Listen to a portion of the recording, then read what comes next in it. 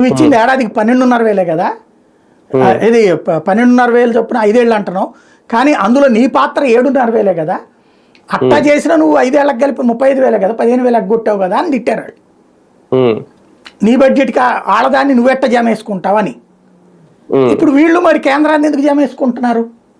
20,000 ఇస్తానని తెలుగుదేశం మేనిఫెస్టో లేదా జనసేన మేనిఫెస్టో, వీళ్ళిద్దరిది కలిపిన మేనిఫెస్టో. అందులో బీజేపీ సంబంధం లేదు కదా. బీజేపీ సెంట్రల్ మేనిఫెస్టోని ఇక్కడ కూడా అమలంది.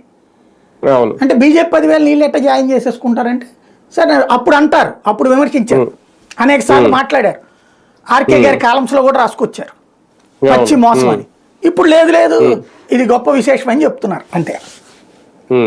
ఇక మిగిలిన ఊసెత్తట్లేదేమో ఇప్పట్లో. ఇప్పుడు రావాల్సిన ఇంకా 3 ఏంటవి? బస్సు ఒకటి, ఉచిత బస్సు, అసలు ఇందులో ప్రస్తావనే లేదు.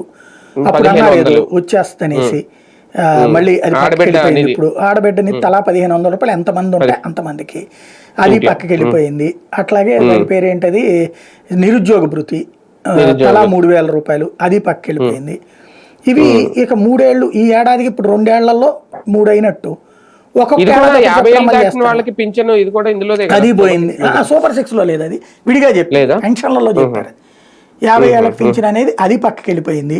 అట్లాగే అదేది వాహనాలు ఉన్న వాళ్ళందరికీ తలా 10,000 అది పక్కకి వెళ్ళిపోయింది.